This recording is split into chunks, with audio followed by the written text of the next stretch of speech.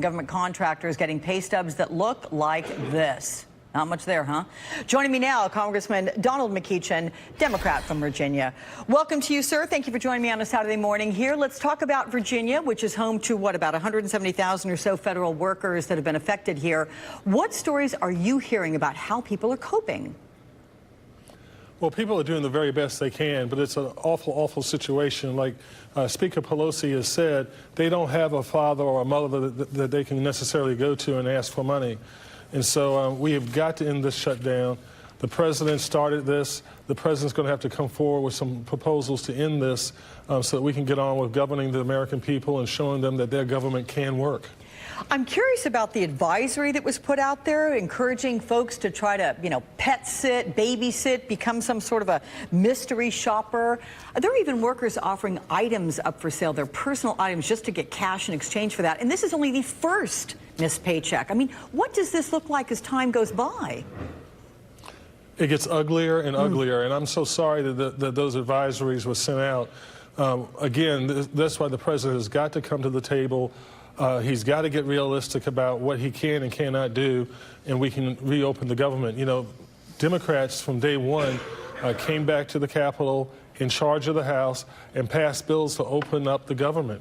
The Senate has refused to take those up. McConnell says he won't take them up unless the president approves of it. That's not how our government works. And so last week we passed some more bills to open up individual agencies. So we're doing everything we can in the House to get the government working, to get people paid so they can pay their bills, raise their families, put food on the table. But Democrats are not offering anything money for the wall. And Republicans are saying if they were to do that in some fashion, some sort of exchange for concessions on DACA, for example, would you be open to any of that? Well, look, Republicans had 2 years of controlling the entire government to get this done.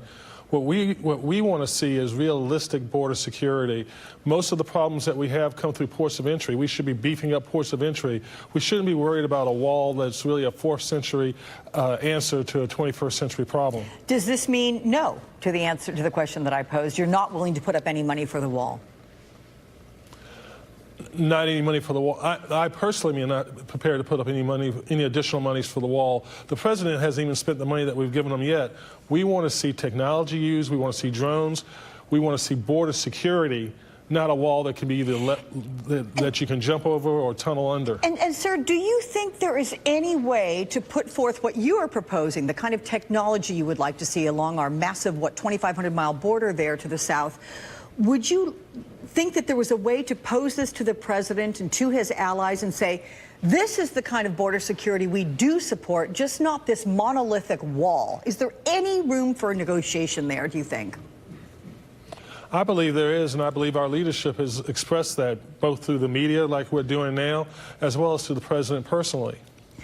What about, I guess, the tenor of all this? Does the shutdown really come down to this?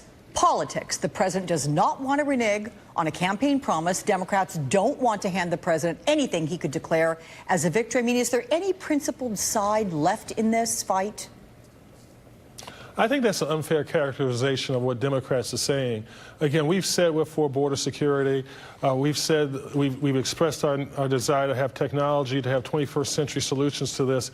We're not playing politics. We're the ones who've opened government or tried to open government, and we're the president to partner with us in that and not hold 800,000 federal workers hostage. While the president is focusing to a large degree on the wall, behind the scenes, apparently, he is hiring a battery of 17 lawyers, according to a Washington Post report here.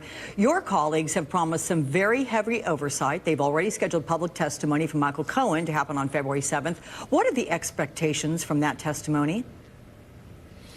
Well, we expect to learn what Michael Cohen knows about what the president's activities were vis-a-vis their interactions with each other, these payments for silence and perhaps some other things.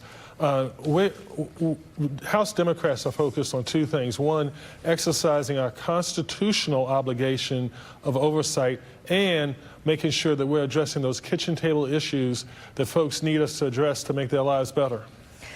Congressman Donald McEachin, Democrat from Virginia, thank you, sir, for weighing in on all this. I appreciate your time.